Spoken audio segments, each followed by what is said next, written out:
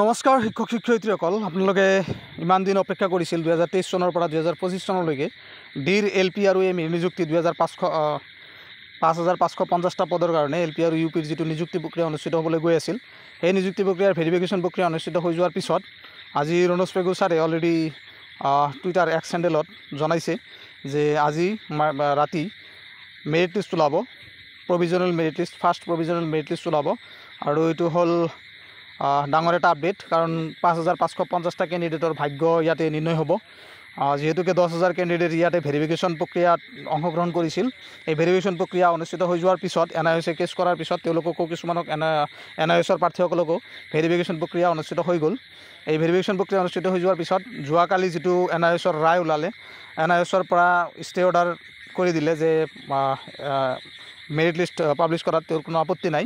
তাৰপিছত আজি ৰণোজ পেগু ছাৰে অলৰেডি জনাই দিছে অলপ সময় আগতে যে মেৰিট লিষ্ট আজি ৰাতি ওলাই যাব।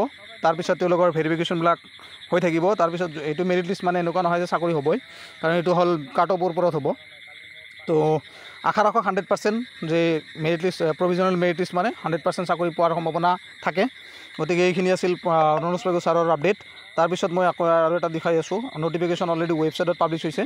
গতিকে আপোনালোকে অফিচিয়েল ৱেবছাইটত গৈ চাব পাৰিব। এইটো 10/9/2025 তাৰিখ, আজি ৰাতি, মানে আজিয়ে মেৰিট লিষ্টখন ওলাই যাব। আপোনালোকে অফিচিয়েল ৱেবছাইটত গৈ পাই যাব।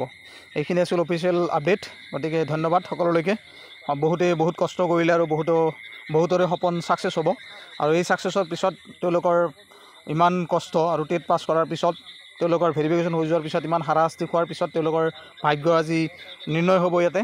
গতিকে এইখিনি আছিল এটা ডাঙৰ আপডেট সেইসকল কেণ্ডিডেটৰ কাৰণে, যিসকল কেণ্ডিডেটে নিজৰ যোগ্যতা থকা সত্ত্বেও ইমান চাফাৰ কৰিবলগীয়া হ'ল বা ইমান কষ্ট কৰিবলগীয়া হ'ল যে আমাৰ মেৰিট লিষ্ট কেতিয়া দিব, ৰাতি দিনে কষ্ট কৰিছে, কাহিলীপাৰা যোৱা এইবিলাক কৰিছে।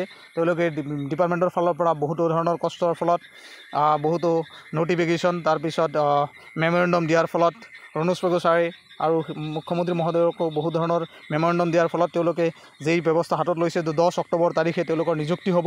গতিকে এই সকলো প্ৰক্ৰিয়াতে সকলোৰে কেণ্ডিডেট, যিসকল কেণ্ডিডেটে এপ্লাই কৰিছিল, NISয়ে হওক, DLED BEd, যি কেণ্ডিডেটসকলে এপ্লাই কৰিছিল সকলো কেণ্ডিডেটলৈ অশেষ ধন্যবাদ আছিল, অশেষ ধন্যবাদৰ পাত্ৰ। কাৰণ তেওঁলোকে ইমান কষ্টত লাগি থকাৰ পিছতে তেওঁলোকৰ এই প্ৰভিজনেল মেৰিট লিষ্টখন ওলাবলৈ সক্ষম হৈছে।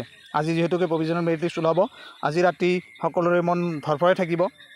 কাৰণটো হ'ল বহুত এটা উৎকণ্ঠাৰ সময়, কাৰণ এটা গভৰ্ণমেণ্ট জব পোৱাটো ইমান সহজ কথা নহয় আজিকালিৰ দিনত। গতিকে এইটো এটা ভাল সুবৰ্ণ সুযোগ আৰু সকলোৰে জীৱনৰ এটা সৌন্দৰ্যময় পৰিৱেশ সৃষ্টি হ'ব এই জব পোৱাৰ পিছত। গতিকে আপোনালোকে নিজৰ বিবেক বিবেচনাৰে আগুৱাই যাওক আৰু ভৱিষ্যতে আৰু আগুৱাই যাব। গতিকে এইখিনি আছিল এই ভিডিঅ'টোত। মই ৰণোজ পেগু ছাৰৰ এই ভিডিঅ' টুইটখন দেখুৱাই আছোঁ, গতিকে এইটো চাই লওক একবাৰ। তো আজি ৰাতিয়ে যিহেতুকে মেৰিট লিষ্ট ওলাব, গতিকে মেৰিট লিষ্ট ওলোৱাৰ পিছত আপোনালোকে এজন শিক্ষক হ'বলৈ গৈ আছে, নিজৰ মৰ্যাদা এইবিলাক বজাই ৰাখি শিক্ষকতাৰ বৃত্তি লৈ আগুৱাই যাওক। এইখিনি আছিল এই ভিডিঅ'টোত। ধন্যবাদ সকলোলৈকে।